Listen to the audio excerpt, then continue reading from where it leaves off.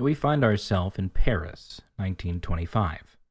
The Eiffel Tower at this time is already famous, already very iconic, already the kind of thing people take one look at and go, yep, that's Paris. But here's the part that matters. Fame does not mean universally loved. Fame does not mean cheap to maintain. And fame absolutely does not mean nobody can be talked into doing something so profoundly stupid about it. Because one day, several scrap metal dealers in Paris receive official letters inviting them to a private meeting. Confidential government business equals lucrative business, sensitive enough that discretion is required.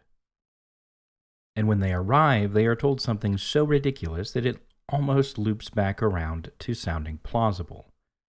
The French government, they hear, is quietly considering selling the Eiffel Tower for scrap. Now, to a normal person, this is where alarms go off. Loud alarms, maybe even church bells. A man in the back of your brain waving a red flag the size of Luxembourg. But to the right kind of businessman, a businessman hungry for status, hungry for access, hungry to land the deal that changes everything, well, that starts to sound a lot less like nonsense and more like opportunity. The government official explains the tower is expensive, maintenance is a headache, politics are very messy, and public reaction would be ugly. So the state wants to handle this quietly, discreetly, and behind closed doors. He speaks the language of power, confidentiality, urgency, back channels, and private selection.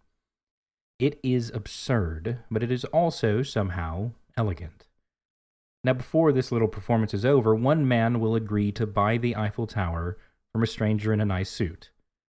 Not because he was stupid, but because the stranger understood something terrifying about human beings. If the lie is tailored well enough and spoken confidently enough, people won't just believe it, they'll thank you for letting them in on it. The man behind this scheme called himself Count Victor Lustig, though called himself is doing a lot of work here.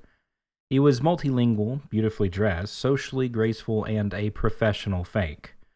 Over the course of his career, he ran scams across Europe and the United States, used dozens of aliases, and eventually drew the attention of American authorities for a major counterfeiting operation. An FBI bulletin later noted that he had used 62 aliases and had been arrested almost as many of those times in Europe and the United States. Now, he did not invent greed, he did not invent vanity, he definitely didn't invent corruption. He just looked at all three, smiled, and sent them an invitation on fake government stationery. Today on Naked History, Victor Lustig, the man who sold the Eiffel Tower. Twice. And honestly, that might not even be the craziest thing he pulled. Let's get into it, shall we?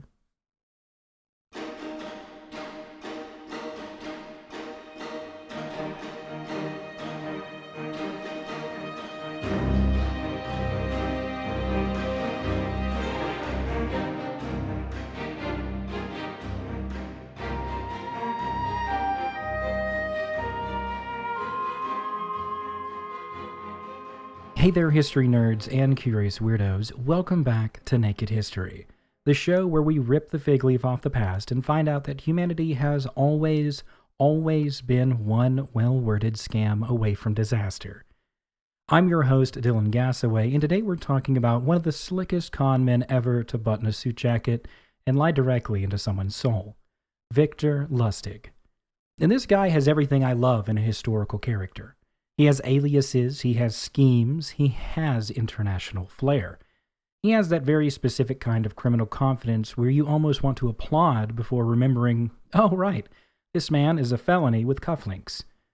And Victor Lustig didn't just run simple little street hustles, he understood theater, he understood status, and he definitely understood the emotional architecture of getting conned.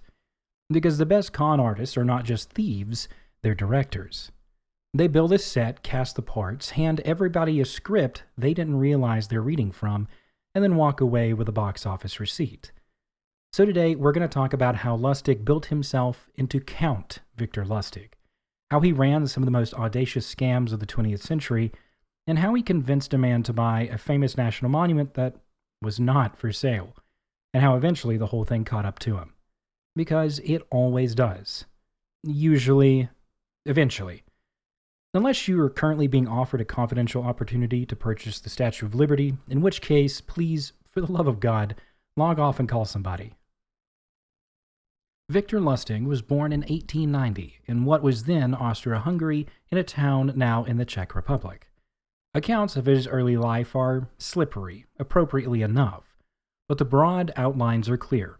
He was intelligent, polished, observant, and very good with languages.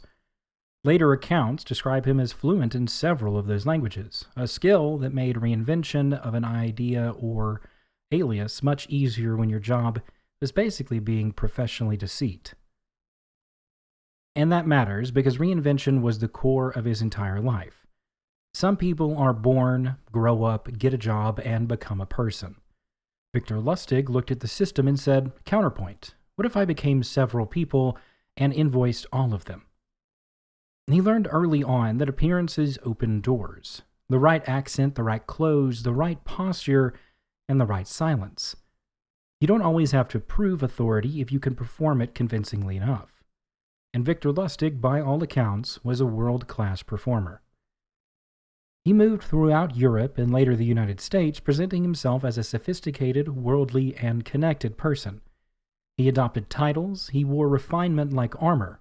Count became one of his favorite identities because aristocratic styling did half the work before he even opened his mouth.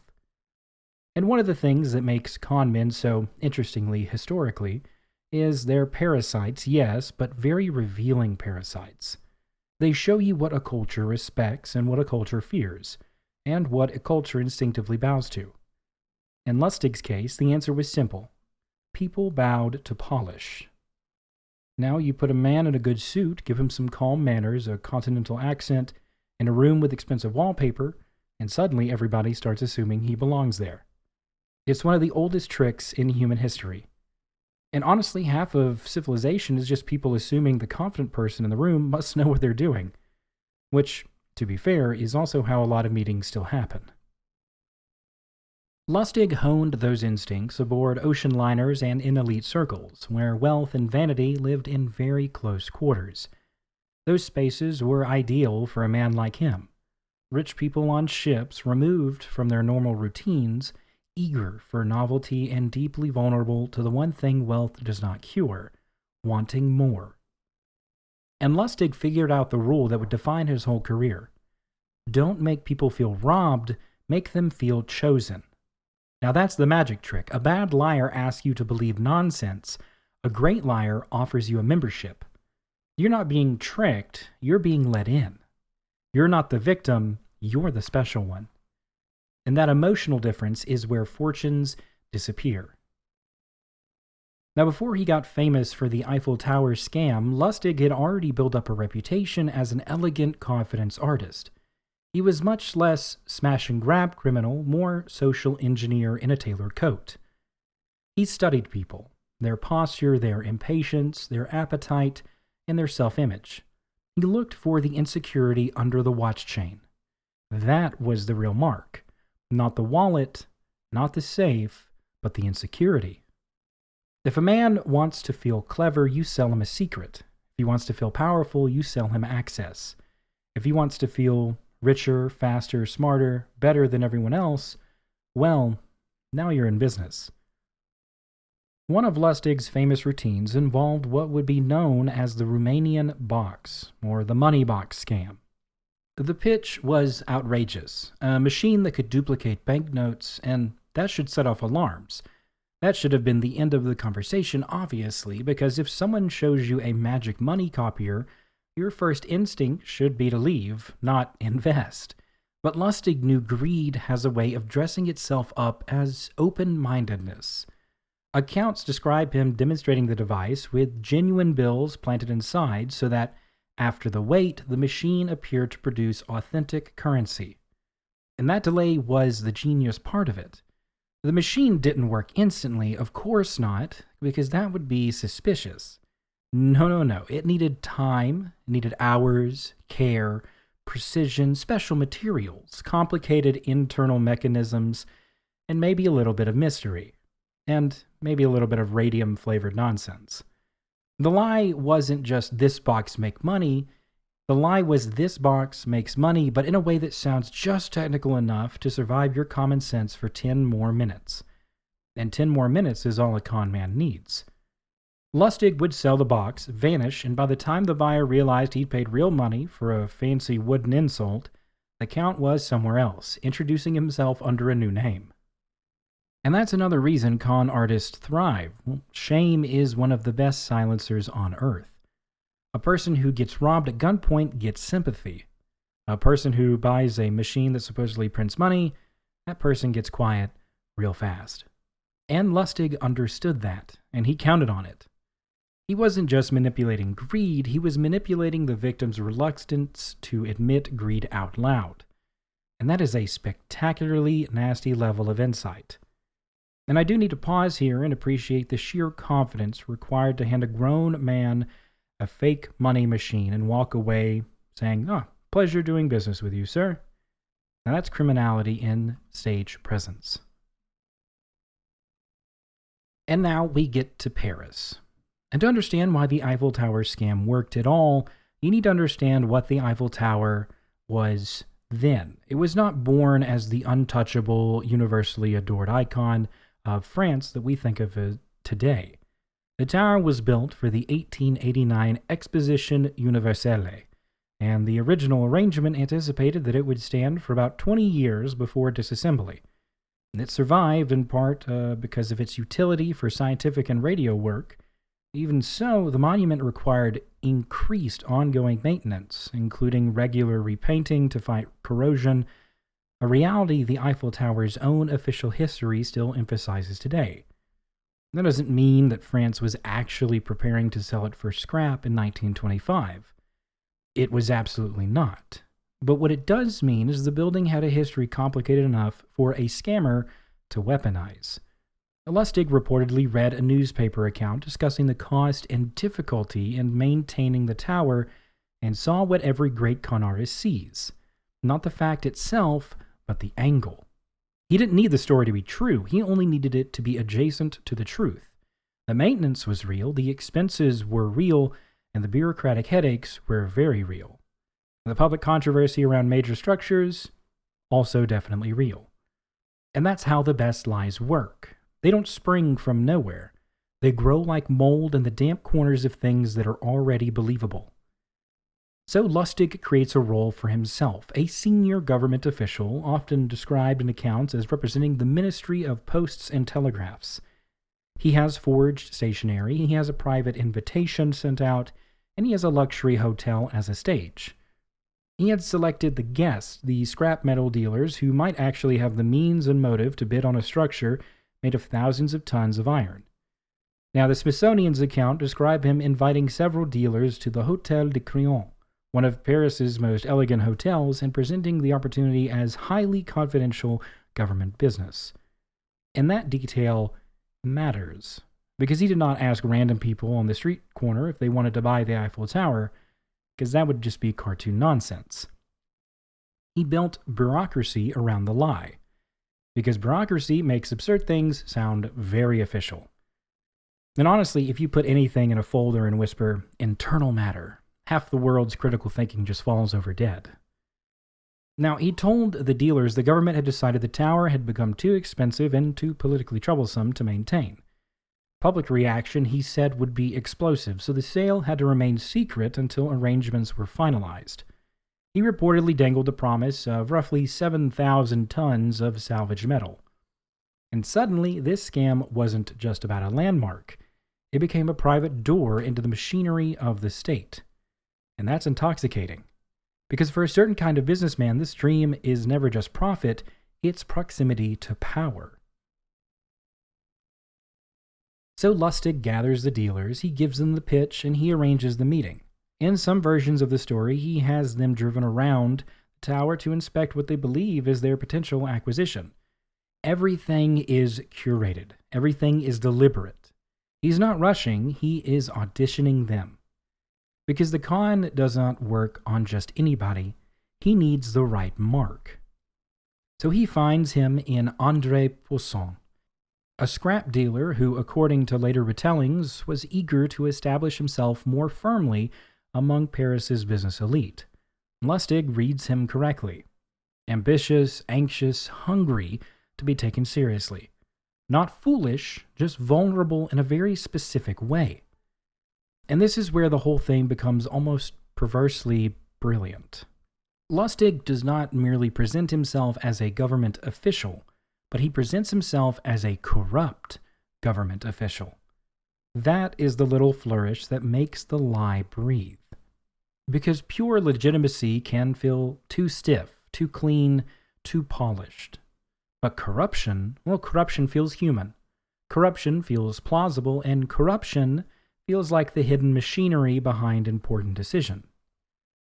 So Lustig hints, just hints, that his salary is modest, that his position does not reward him as it should, and that a discreet personal consideration might soothe the process. In other words, if Poisson wants the deal, maybe Poisson needs to make the official more unofficially appreciated. And so Poisson goes for it. He pays for the supposed rights to the tower, and he pays the bribe. And Victor Lustig leaves Paris with the money. It is one of the greatest cons in history, not because it was impossible, but because it was engineered to feel just possible enough. And that's why it still works on us as a story.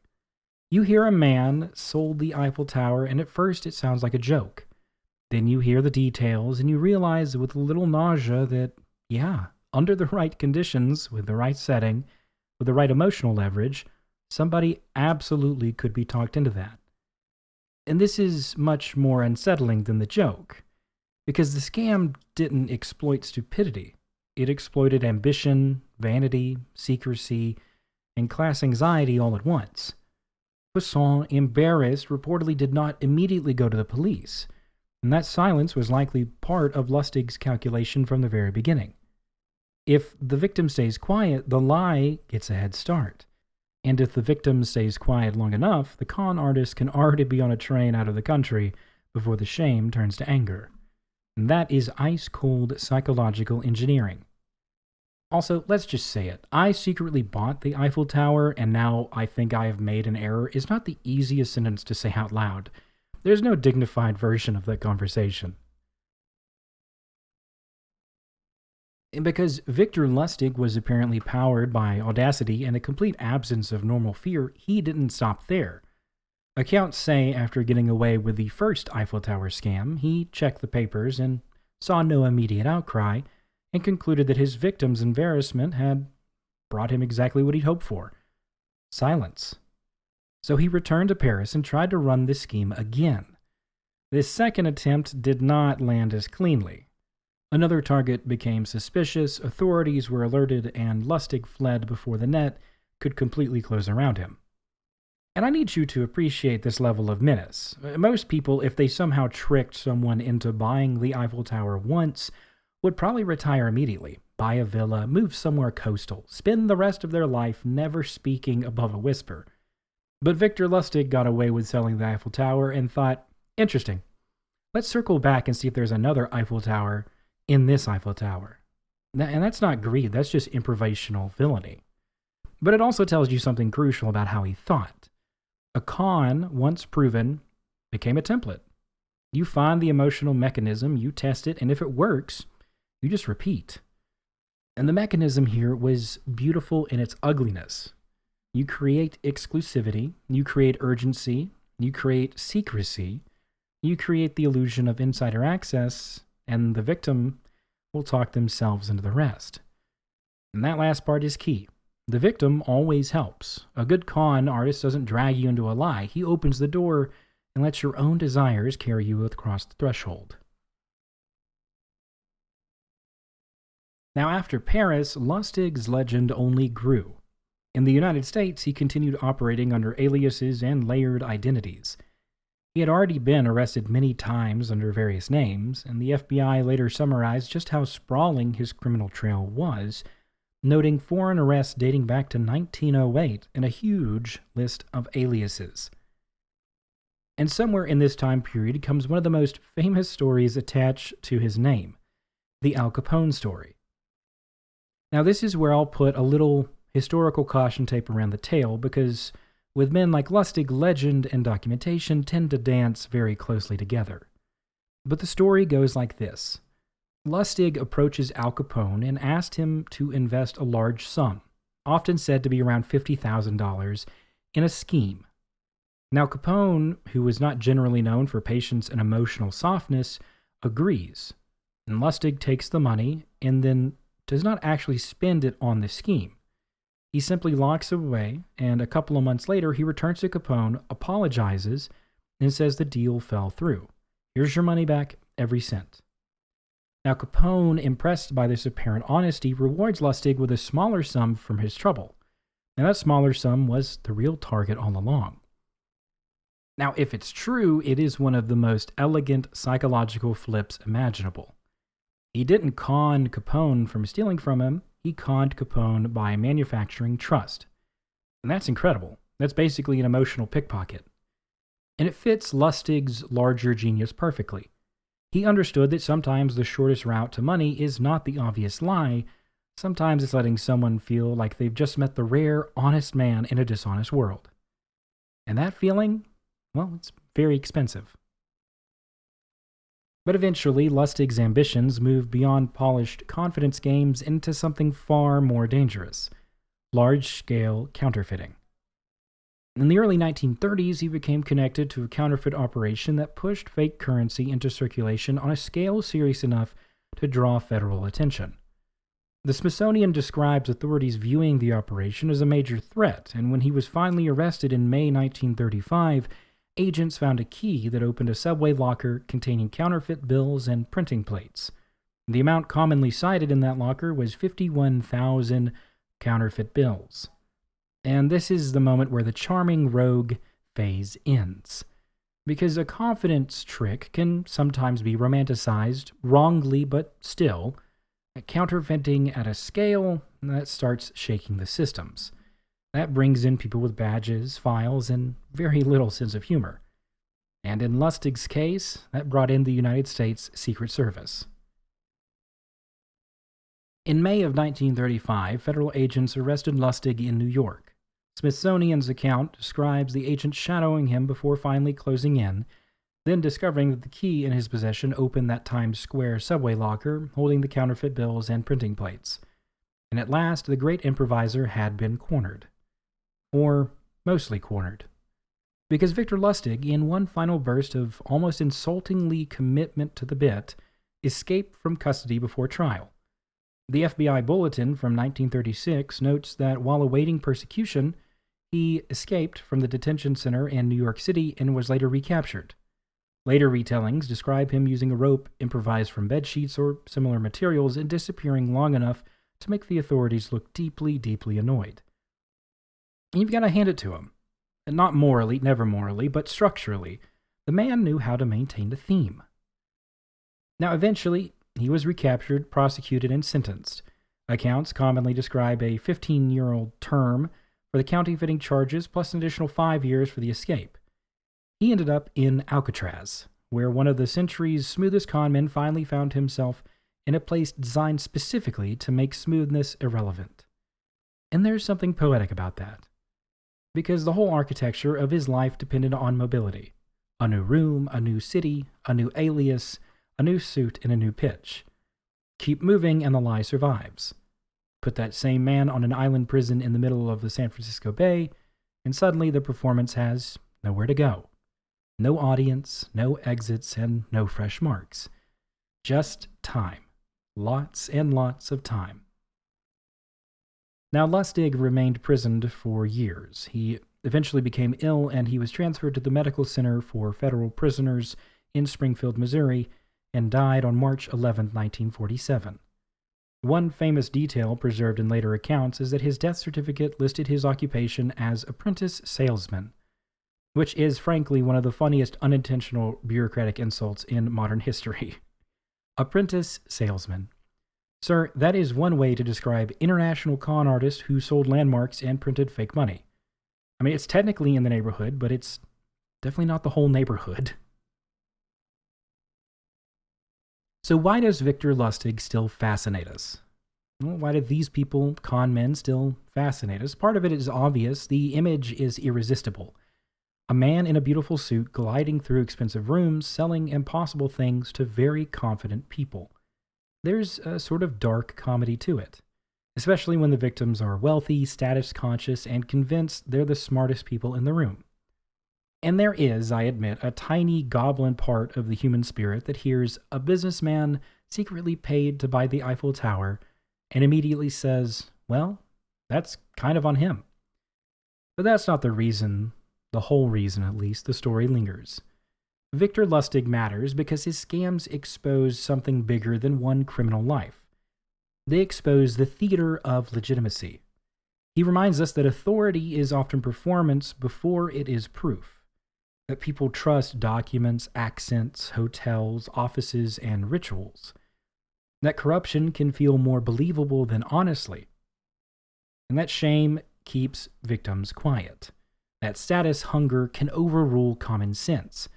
That once people feel specially chosen, they will defend the lie themselves. And if that sounds modern, well, buddy, it is. And that's why the story still feels alive. The props have changed, the platforms have changed, the stationery is all digital now. The fake official might wear a lanyard instead of a waistcoat, but the machinery is depressingly eternal.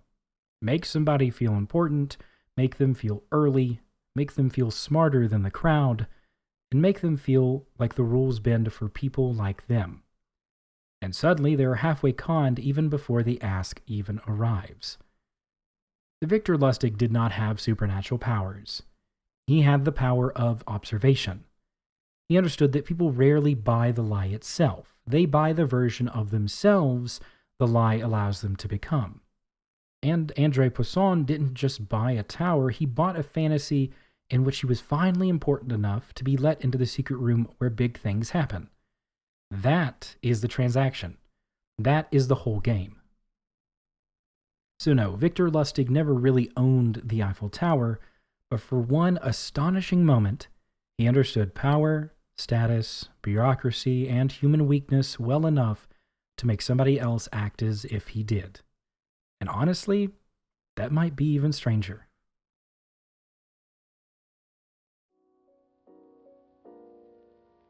And that's the story of Victor Lustig, the man who sold the Eiffel Tower, maybe sold it twice, and definitely sold a whole lot of nonsense to people who desperately wanted it to be true, and somehow still died with paperwork reducing him to apprentice salesman, which feels like history getting one last jab.